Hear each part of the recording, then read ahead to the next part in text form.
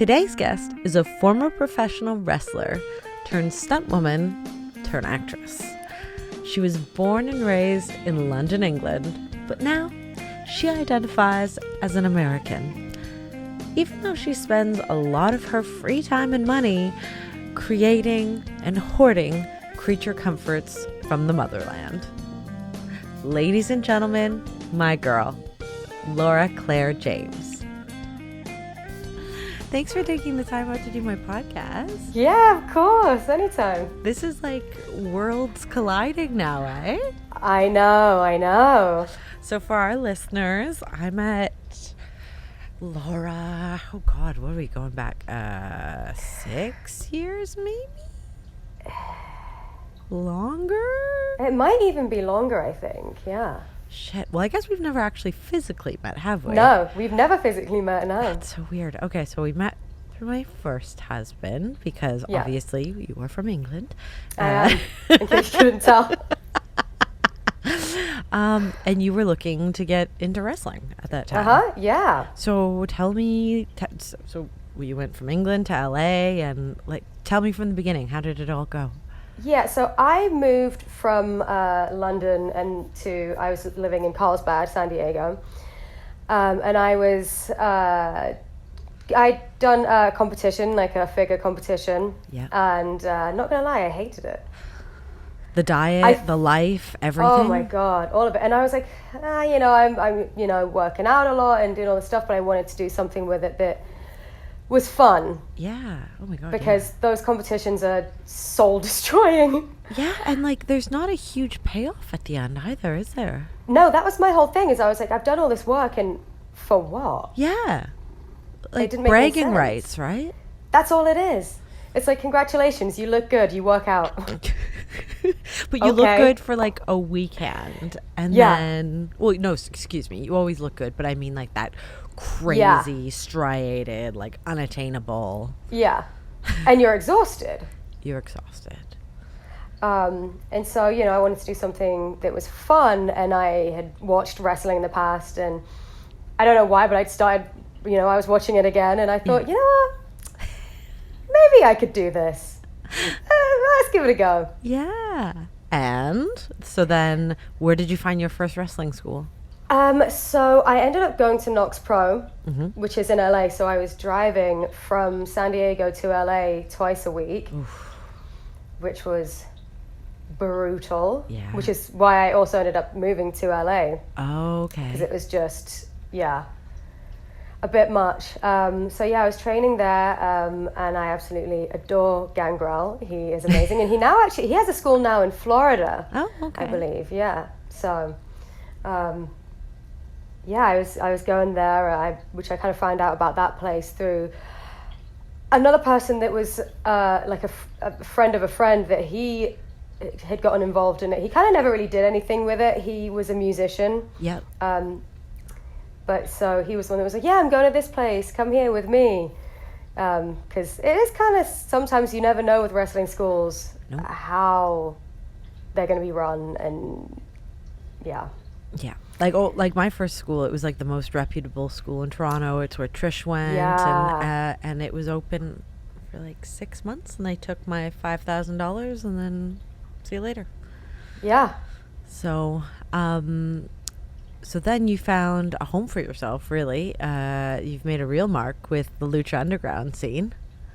No, I never did Lucha Underground. I did Lucha Vavoom. No. Oh, excuse me, Lucha Vavoom. That's what I meant. Yeah. Excuse my ignorance. Yeah, which, they still haven't come back. No, not since the COVID. Pandemic. No, and I don't know what's going to go on with them. They might be done. And that was the one place, because I was already 1 foot out of the door. Yeah. When the pandemic hit, and then I was like both feet out. But I always said the one show that I would still do would be Lucha Vavoom. Yeah. But that doesn't really look like that's gonna happen. And it was the most fun place to work. Like it's not even really a wrestling show. I guess it's like a variety show. Yeah. It's probably one of the first wrestling shows I saw in 2004, like indie wrestling in Toronto. Yeah. And it's amazing. It's so insane. It's and for with everybody. all like the burlesque performances and yeah, I really loved that show. It's a shame that it's come to its end. Yeah. So what is it like? You've lived a lot of life before wrestling. Yeah. Were you a makeup artist career-wise? I did do makeup for a while, yeah. I feel like everyone's done makeup though, right? No. I feel like it's kind of one of those things where like so many people have done makeup. I disagree. I feel like I can understand how the worlds blend because it's a total like applicable skill. But like I feel like you're not giving yourself enough credit. That is not easy. No, and that was another thing that I kind of, when I started wrestling, I was like, I can't be focusing on. Right. You have to pick one or the other because both take up a lot of time. Right. You're like a free agent for both, and you have to find work constantly. Yeah. Yeah. So that was a bit taxing, and then. It's funny because now I haven't done that in so long. I'm like, I feel like I'm now useless at even doing my own makeup. I'm like, what the hell is going on? I don't know. Or maybe I think I just stopped caring. I think that's an age thing. Oh yeah, for sure. I only have to do it if there's a camera involved. Otherwise, I don't want to put any makeup on. Yeah, it is. It's funny. It's like when I was younger, it was like fun to like play with these things, and now I'm like, I don't know. I'm getting old and crotchety already. So, how many years did you end up like being on the indies, doing shows consistently? God. I'm trying to think. I guess it must have been, I'm trying to think of like when I first started training. But I guess it must have been about 6 years or so. Yeah. So I must have spoken to you before. I must have met you before then, because I think it was like six or 7 years or so, I think. Yeah, that sounds right. Now, you say you're 1 foot out the door. Now you're 2 feet out the door. Would you say you're technically retired? I'm retired, but I never wanted to make a thing of it because I hate, people always do that, like, I'm retired, and then like, but they say they're retiring for a year and they're still doing a circuit, and you're like, come on. Yeah. Or then they retire and then they come back after 6 months or something. Yeah, there's a lot of that. Yeah. I feel like I don't want to be that person. I get it. I get it, because then there's so many questions you have to answer, and you don't really, like, it's so personal. Yeah. You really did. You retired for a long time, though. I was going to say, I feel like I'm the, I'm like that. I'm the exception to the rule. Like, I meant it. I was done. Yeah. I went, like, 10 years. I was 6-7 years into another career, and I'm still a firefighter. That's always something I'm going to do. There's no way I can throw that job away. Yeah, that's an amazing job. Thanks. Yeah, it's... I guess it kind of works out because you're always just, like, slinging someone over your shoulder either way. It keeps you in shape, I will say that for sure. Yeah. And the schedule, the way it is in Toronto, is really good for having like kind of a part-time gig, and as a wrestler, you essentially make your schedule to some extent. But I had meant it. I was done, and then I was surprised when you came back. I was like, really? Yeah, and then I feel like you said that you were coming back as I was like, I'm done. I'm like, we completely missed each other. Damn it! What are the chances? It's like 10 years, right? I know. But maybe there will be some sort of exception. Maybe I'll end up in LA and we can have. Yeah. Oh my God! I would do Lucha Vavoom in a heartbeat. Maybe that would come back. God, that would be a dream. It really is. Best show. Now, so what's next for you then? You've done the wrestling. You've moved countries. Yeah. Well, I kind of fell in because of being in LA and wrestling. I booked some acting work, and so then I was like, maybe I should actually like focus on that and actually train for it, because it's. So yeah, just I hate being that person. I'm like an acting class wanker, but I am. I started taking acting classes. But it's great. Yeah, I'm totally an acting class wanker, and it was like the scariest thing that I ever started to do, because it's terrifying making, like, you're so exposed. Yeah. It's not like wrestling where you're playing a role. You know what I mean? Like you're it's well, with wrestling, it's like you're putting out a very over the top camp version of yourself. Whereas with acting, it's like all the little nuances and having to be vulnerable, and people are really looking at your face and your reaction to things. It's not. It's. I see how the two worlds have similarities, but they're also so different. It is different. And I just signed up for an improv class with Second City.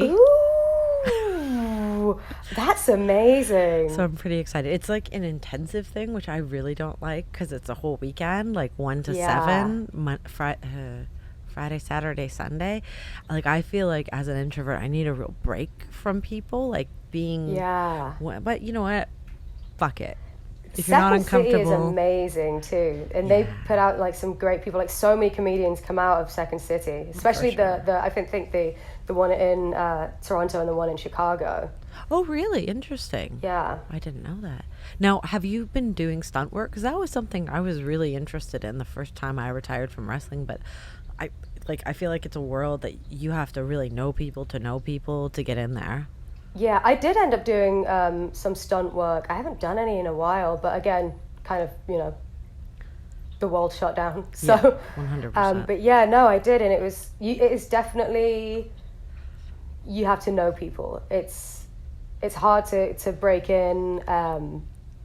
Yeah, it's a strange world, really. Yeah, I feel like it's really protected by like the ACTRA and the industry people. Like, they really don't want outsiders coming in. So I don't know. And I think Toronto's pretty limited. Like, there is, as far as Canada goes, there's a lot, but yeah, it seems like it's really good work if you can get it. Yeah, it's great work if you can get it. Definitely. I did a movie called Bliss. Oh yeah. Where I was a girl on roller skates that gets taken out by a light. That was fun. That sounds great. But some of the stunt jobs are kind of bizarrely easy as well, because they have to have stunt people if there's glass breaking. Right. So I've just had to be sat at a table with glass breaking. That's amazing. Because they can't have they don't want a regular actor. They want somebody that knows that they might get hurt. Yeah. You think it's going to be like Mortal Kombat, but you're not actually a ninja. No, it's so funny because like it can be so simple, or it can be or you're jumping out of a plane, which I would never do. I'm not great with heights like that. So more power to those people. Like, good for you, but not me. There's a lot I'll do. Like, I will jump out of a ring from the top rope. I'll dive through the rope. Yeah. But I have no interest in ever jumping out of a plane. No. And I know, like, I've done some stuff that I'm sure other people would be like, well, that doesn't seem safe. But then I'm like, jumping out of a plane. I mean, I don't know. It's just like, okay, if I mess up jumping out of a ring, there's only so hurt that I can get. True. Whereas if something goes wrong jumping out of a plane, you're pretty done. Like, there's not really any coming back from that. So yeah, I agree. Yeah, I pick and choose my battles then with that for sure. So are you an American now? I was going to say, are you an American girl? Oh, I am. I actually got my citizenship. I did it as soon as I could, just because traveling was difficult, because every time, even if you have just a green card, every time I came into the country, I would get put into like a secondary holding, which if you've got connections. So I actually got mine, I got mine under Obama. Oh, so I didn't. I know some people. I knew some people that as soon as Trump got in, they like panicked because they thought that they might have issues. So they all like kind of went and rushed to. I'm sorry if you can see my cat's ass. That's okay. They all kind of went and rushed to get theirs then. But I've had mine for a while. It's weird. I still feel very English though. I don't. Do you? Yeah. I make pasties and stuff. Oh.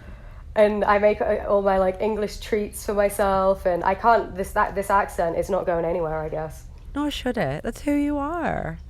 But some people, they pull the reverse Madonna, where they move here, and then within a few years they sound American, and I just think you've got to be putting that on. Yeah, I do think that. Like, I lived in Brighton for a year, and I had some friends, and I swear that they'd been there for a few years, but I was like, you don't talk like that. Yeah. It's funny, a friend of mine was saying that a friend of hers had moved to England, and she was there for maybe a month, and she was saying things like bloke, and I just went for a walk to the shop, and she's like, what? No.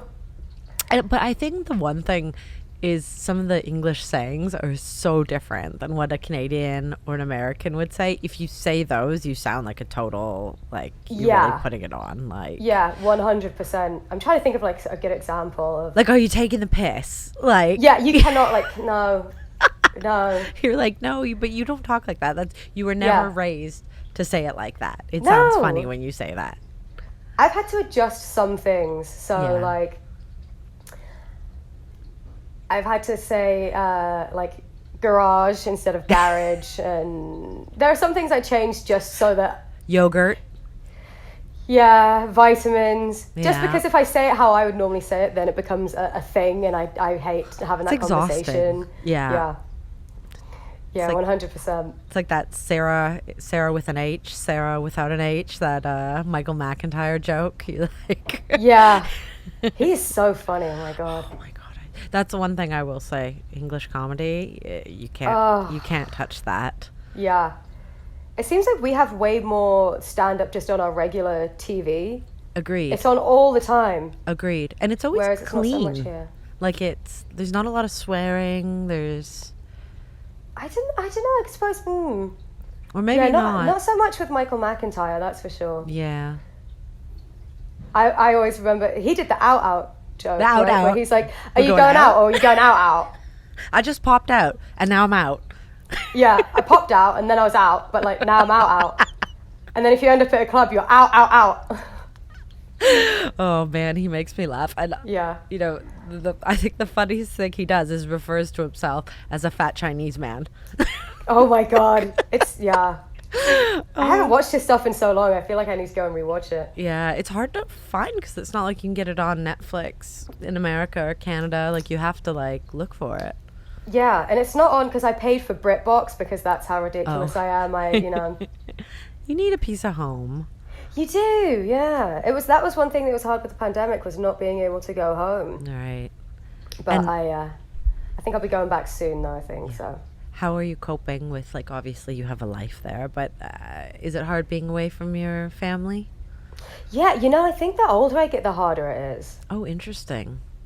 Which you would think the longer you're away, this is my, your life, Yeah. But I had this conversation with another buddy of mine who's an actor out here, and he got stuck in England because he went there to renew his visa, and he got stuck there. Oh shit! And he just made it back, and but he was saying, he was like, I actually thought that I would hate being stuck there, but he was like, I didn't want to come back home.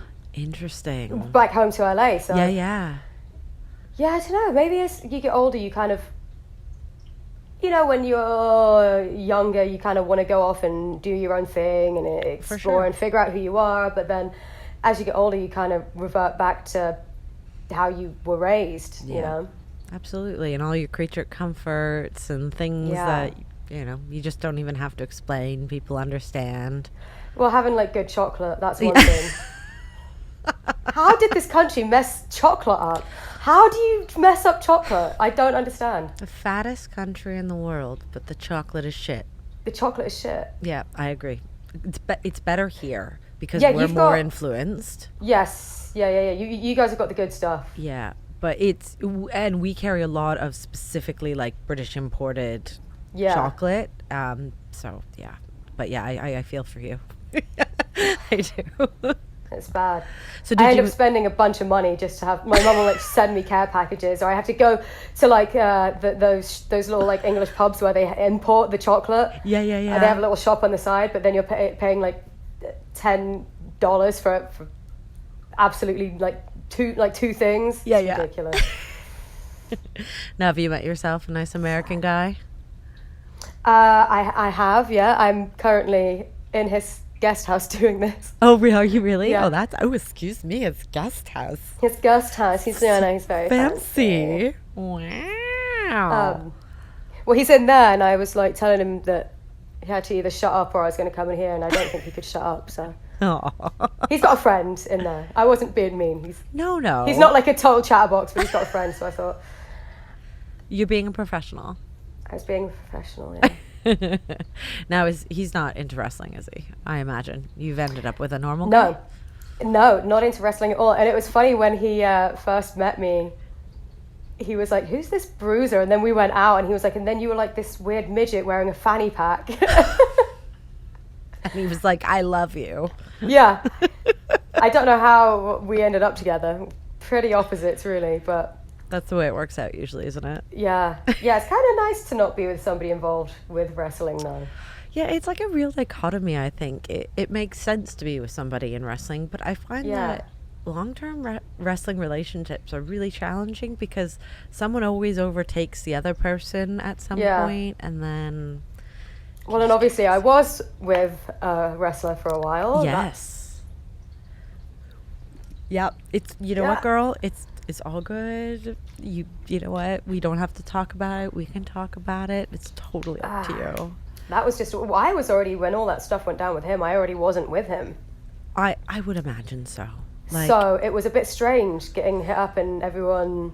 Oh, my goodness. Contacting me about that. I was like, not my problem anymore. Yeah. Well, oh God, that must have been really, I don't even know what the word is. You had broken up with somebody. You went through this process of like mourning, shedding them out of your life.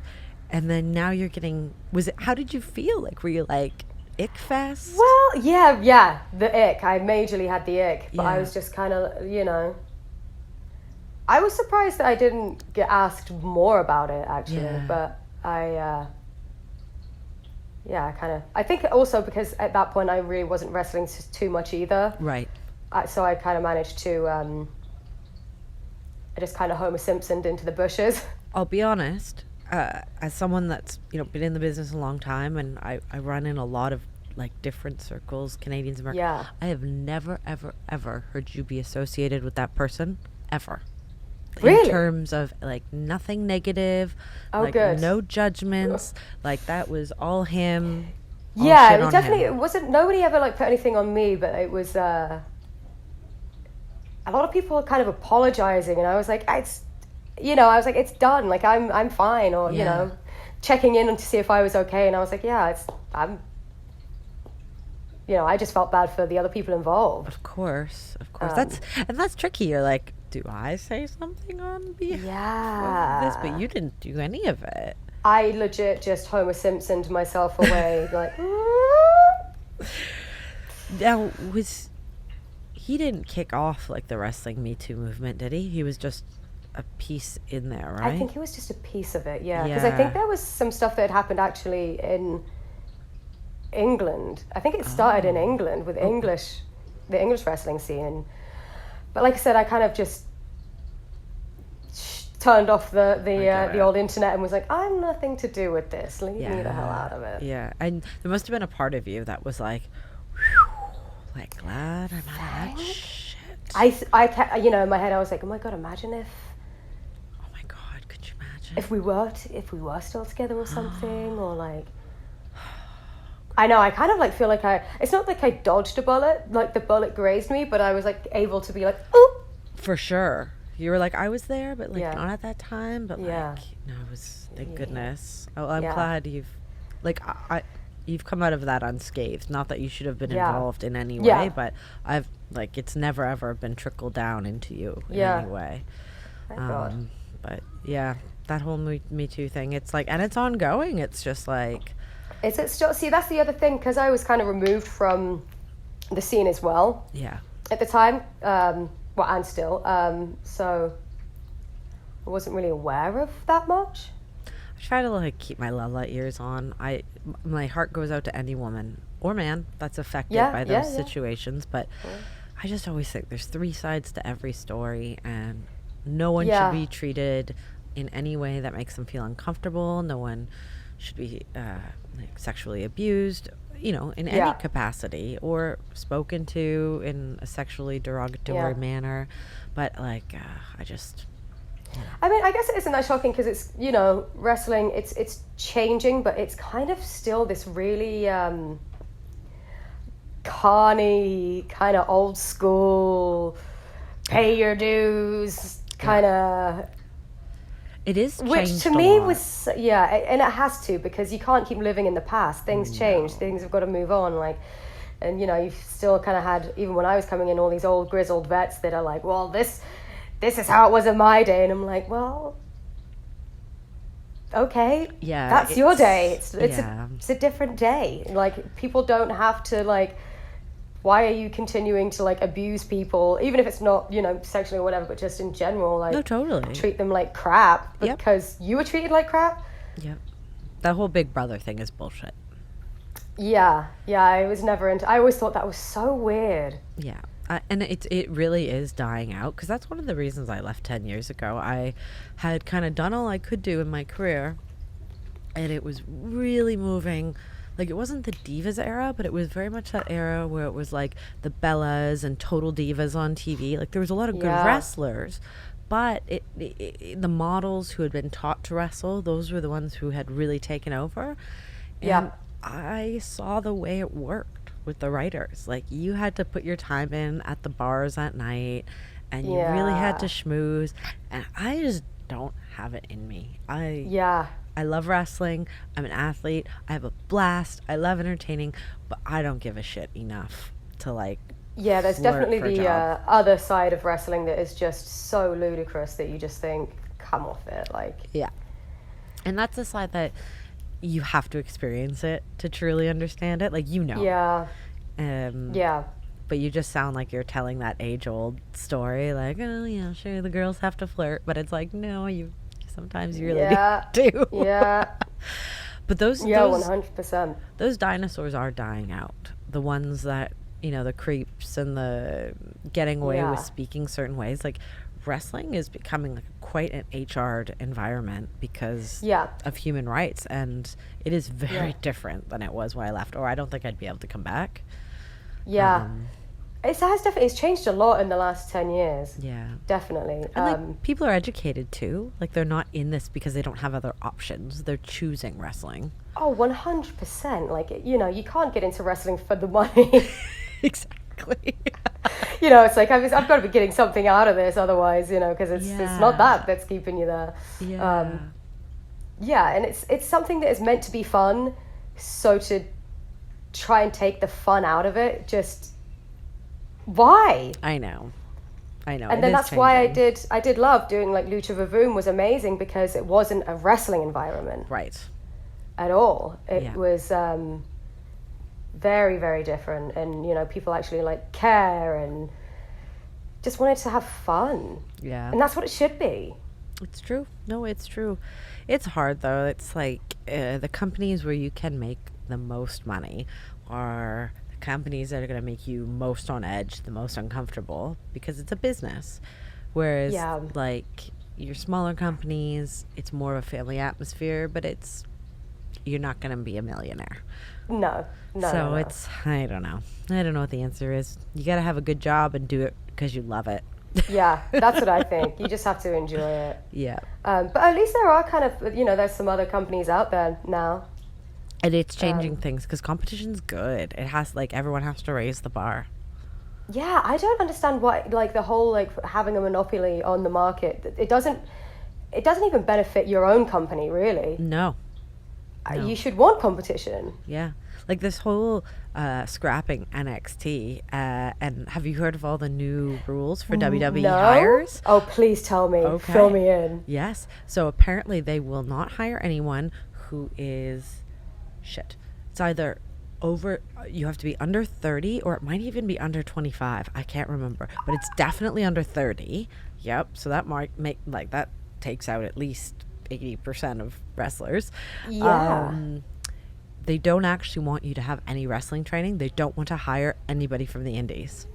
Wait, it's so weird, because that's how they used to be. They used to not really Yep. like to hire indie people, and then it changed, and they just plundered the indies and wanted to take Yep. all the indie people, and now they've gone back to how they were before. But Yep. was it surely not all the people that they took from the indies that built NXT?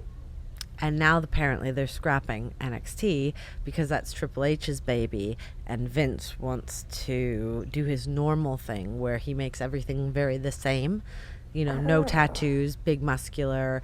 Girls are probably going to have to start weighing in again and stuff like that. Very, like, model-esque.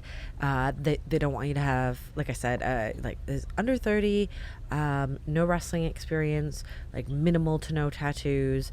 If you want to change anything, this is how it was when I was hired. You'd have to weigh in weekly if your weight is like disputed at all, you have to explain yourself. If you want to dye your hair, you have to ask. If you want to cut your hair, you have to ask. Any changes, they own you.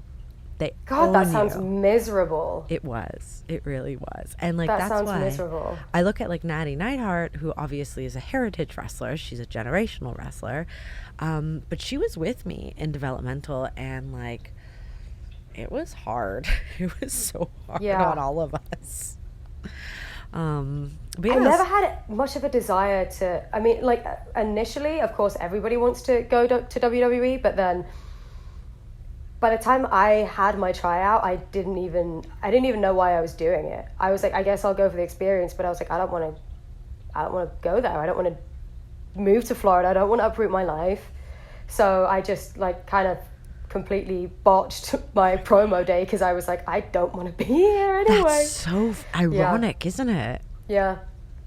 That's and I was happy. I was happy with what I did with wrestling. Like I got to travel. I went to Australia, Japan. I got to do all these fun things, and then that was another part of the reason why I left, is because I was like, well, what am I'm done. Like I did everything that I wanted to do, and it's definitely harder as a woman.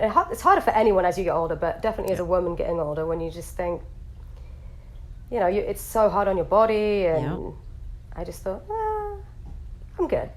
No, I think that's a great way to, I don't want to say it's over, because it might not be over, it might be over, but like that's such a sensible way to go through wrestling and get out with your wits. Is there's things you wanted to do, you wanted to travel, you wanted to have a laugh, you got priceless experience doing all that, but like as a woman and as someone who had careers previously, that like it's not the be all end all to work for a major company. Like it's soul destroying sometimes.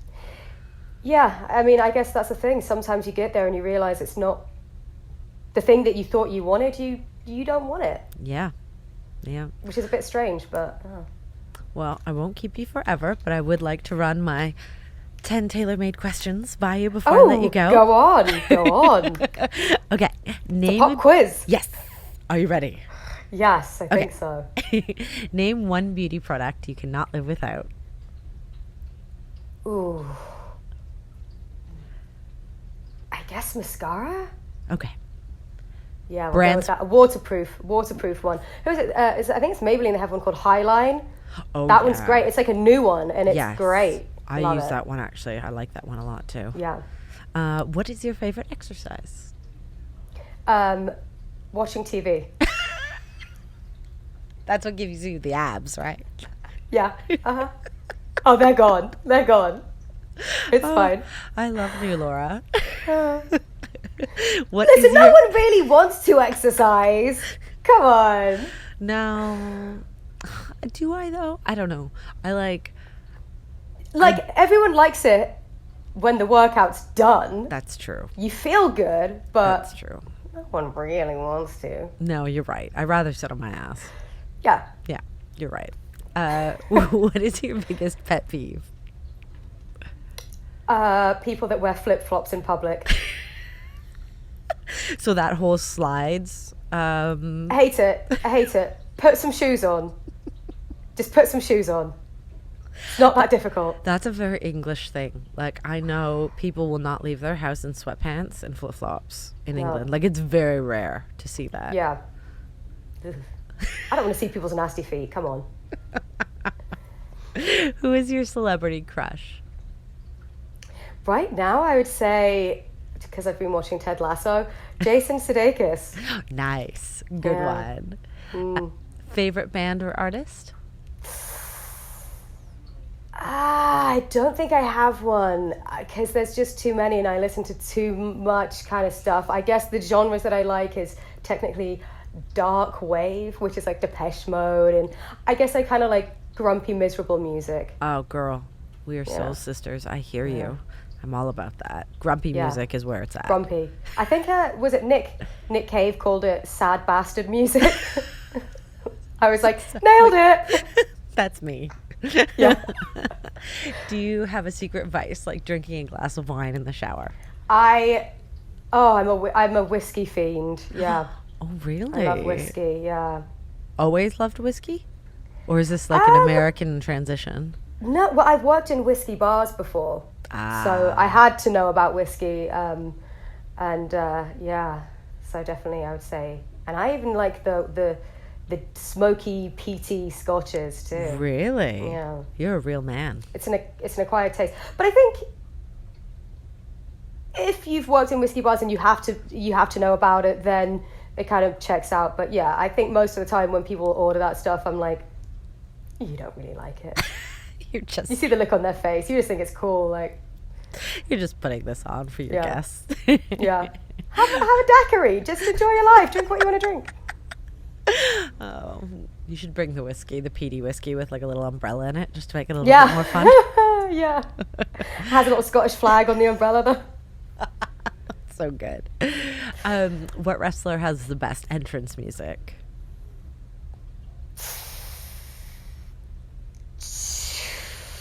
Oh God, I don't know. In terms of entrance overall, though, I would have to say, and goes back to Gangrel, but the Brood was, I'm sorry, that was the best entrance. It was amazing. Ever. It was amazing. So good. And I was going to say, what is your drink of choice? But I feel like we've established this. Yep. Whiskey? Whiskey. What was your most embarrassing moment in the ring? Oh God, there's so many. There was one time, and it was so embarrassing because I was wrestling in my hometown in front of my parents, and I got really turned around at the end of the match, and I walked out the wrong way. That's amazing. You just like went out the front door. See you later. I was like, oh yeah, I was like, oh shit. But I was just like, you get all turned around because I didn't know the venue, and I was like, oh bollocks. That's so what are you gonna do? At least the match went well, so. Oh, that's really funny. God. Okay, last one. Finish this lyric. All I ever wanted, all I ever needed is there in my arms. Bad singing. Yes. So good. I'm the worst singer. I'm really terrible. That's why I incorporate this question. That's why I like when I go to karaoke, when you hear like good people singing, I get really angry. I want to hear somebody like howling Celine Dion like a banshee. Yeah. I don't want. Yeah. Don't do karaoke if you can sing. It's not fair. No. It's also not fun. It's also not fun. It's not fun. Because I can't, it doesn't matter how many vocal lessons I take, there's no way I'll learn how to sing. My voice does not sing. No. I feel like I sound very nasally as well. Oh, really? Is that... Do I? I don't know. Mine's more It's weird to think about the sound of your own voice, isn't it? Yeah. I had Lars Fredrickson on here a little while ago, and I was like, I'm not going to sing in front of you because it feels fucked up singing in front of you, singing the lyric. Like, I feel like you're really going to be judgy. And then I ended up singing, and he's like, you sing too low. And I was like, see, this is why I didn't want to sing. Yeah. Bullshit. Fucking judgy. I never remember, lyrics to barely any songs either. So I'm just looking like a tit half the time. You're just moving your mouth. Yeah.